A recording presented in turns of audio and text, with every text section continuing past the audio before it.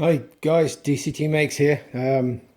Somebody said, yeah, we've seen you build the thing, let's see it make a ring. Okay, kind of start to finish, kind of little bits of the trade. Ring gauges. Remember when you're making twist rings that you probably want to fit the ring to the central part of the ring to fit the person's finger. So if they want a 10.25 mid ring, that's where you're going to fit the ring. Obviously you need mandrel with settings on it. I don't know if you can see it real well. Got a couple of cameras going here, but all the numbers, all the quarters from tiny toe to ogre. Right. You got a mandrel without any markings on it, so you can beat on it and not worry about messing with the numbers on it. Alright. Reasonably good hammer that you need. Different hardnesses of, I'm going to guess that this one is like a, I don't know what that one is. This one is like this material, like a PTFE or something like that, but useful hammer. Anyway, this is the kind of junk that you're going to end up with from, like, unless you pay a lot of money, obviously. Do a little investigation, see what they are. Stainless steel is going to be much harder to bend than silver plated stuff. You got to be careful when you're cleaning stuff up after you've cut it to grind the ends off to make it smooth. Always cut the piece you're going to do. If you're going to make it a ring, you've got to learn how to measure for the actual size of the circumference of the ring gauge, and you can write that in a book when you've worked it out. It's online as well. But stainless steel much harder. If you're going to do a twist ring, not so much a problem with the length. You can trim a little bit off afterwards, but when you cut where you cut it, you want to finish that before you start bending. Get it as clean as possible, because once it's in a curl, you have trouble actually getting it cleaned up if it's got a sharp edge on it. So what I did is I picked out of all this junk this fork. It's silver plate. It's relatively malleable. But I'm going to show you this little guy from Harbor Freight.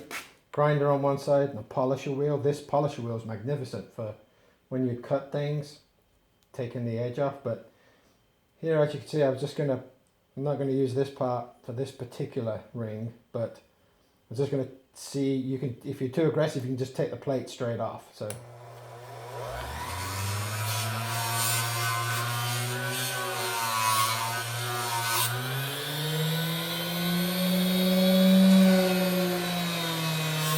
wow, they're hot really quick. So that's probably going to be good.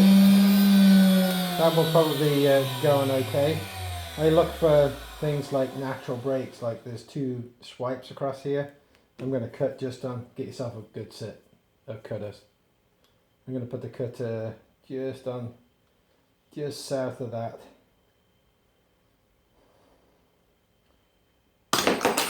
Bang. Okay, now on this side, I'm just going to trim up a little bit. You don't have to be excessive, but when you cut, you're going to leave an edge, obviously, so you don't want that sticking in somebody's finger. So we're just taking the edge off a little bit.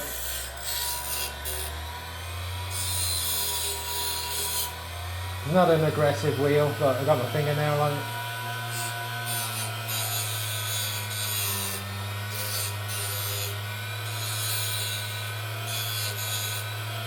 You're just cleaning it up a little bit, make it round. You can take, if it's going to collapse into the other part of the ring, you're going to have to take some of the weight out the back of it, make it a little tiny bit chamfered. It depends what you're making. But this guy, this end, normally a wheel this big, is, I've worn it down, but you can actually take the burrs off with this and give it a quick little polish.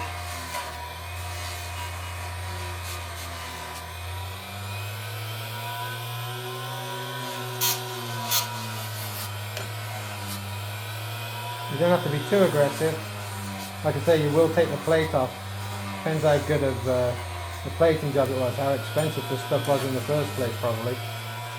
But clean it up.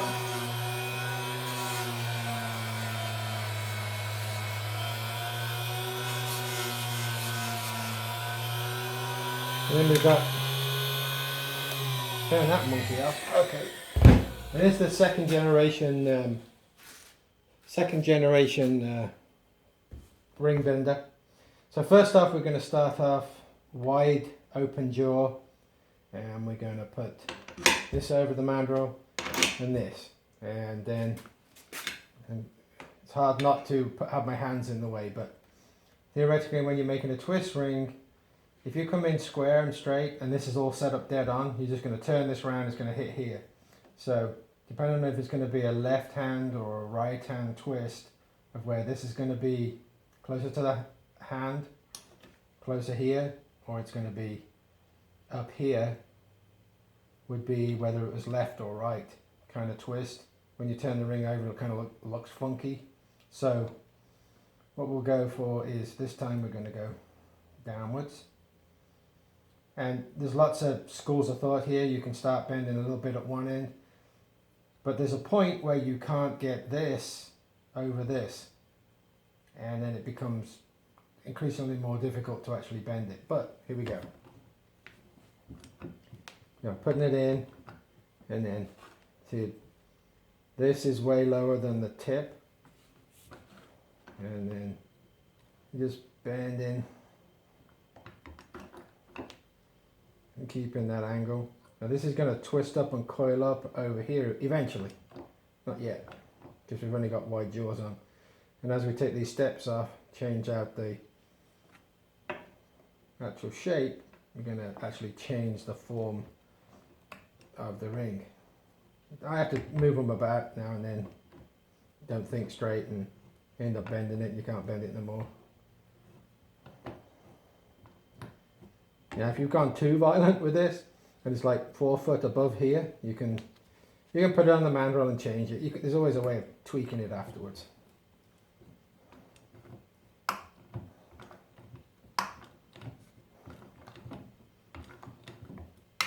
Now I'm going to leave this one on. I'm going to take that off and put that one intermediary. And I'm just going to try and tighten it up a little bit.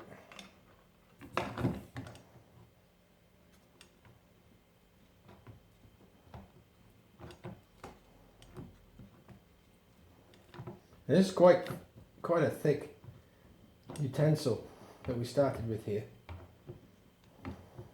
So it'll just show you what you can do if you can impart the right force. Now, you're getting to the point now where if you were to trace, it's theoretical obviously, if you could trace the circumference of the shape of that, it would be how big? It would be about that big. So we've got to change something now. What we're going to do is take the mandrel out.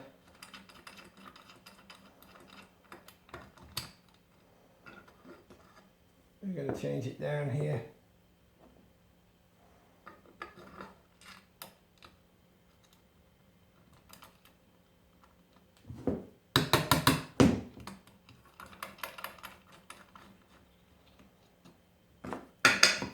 Put the mandrel back in.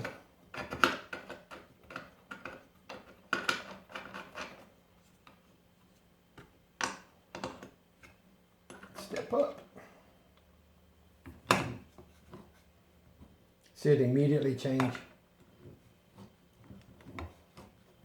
the diameter. See it curling in.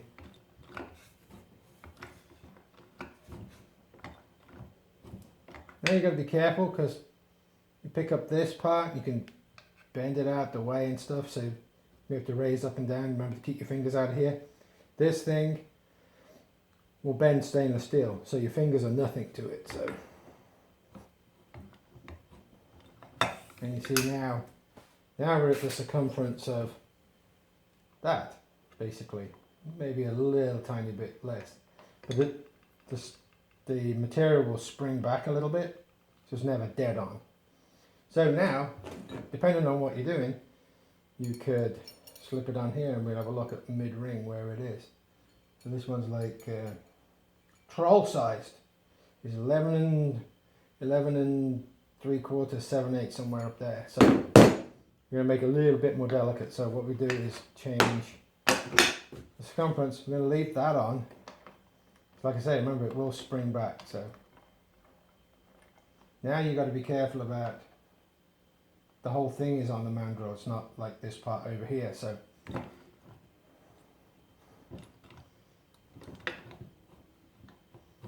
and again, watch your fingers, working it down. Each time I'm going around a little bit, pulling it in, pulling it into the mandrel, pulling it in, twisting it. Then I picked up a little bit of the end, so I'm going to turn it over.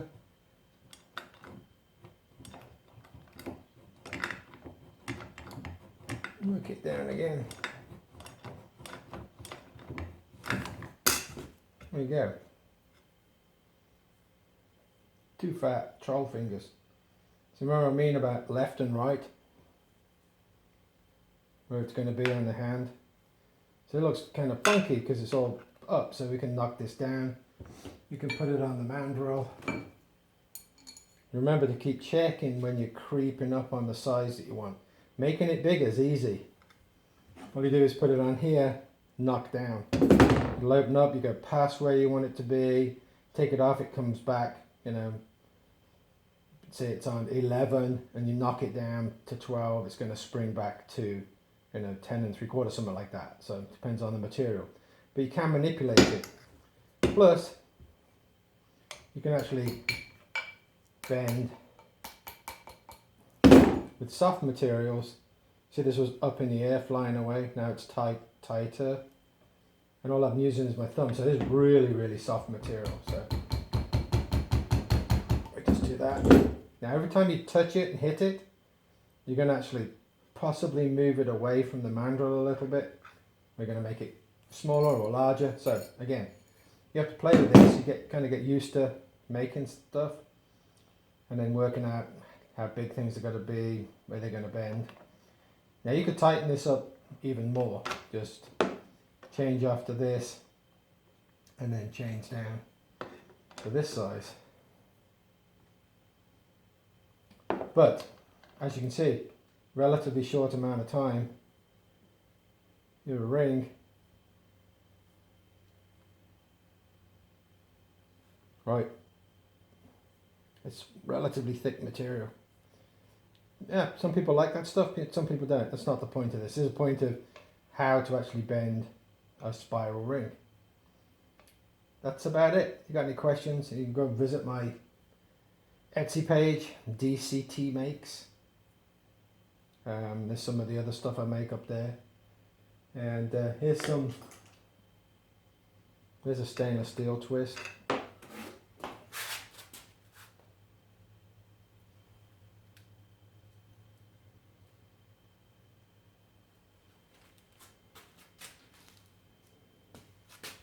And here's an annealed fork. That's so the pieces you cut off you don't necessarily have to waste. There's an annealed fork.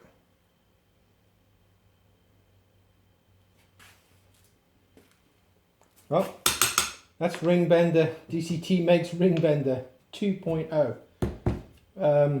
I'll do some more. Show you how to make a fork ring, and you use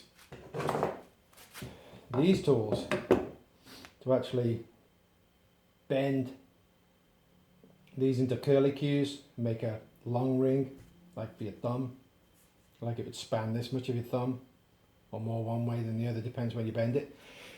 That's upcoming, but I've taken 2 videos here, one on the left, one on the right. So if something's blocked by my hand, go look at the other video. Hey, subscribe, click like, do that thing. See you later, guys. Happy New Year. Bye.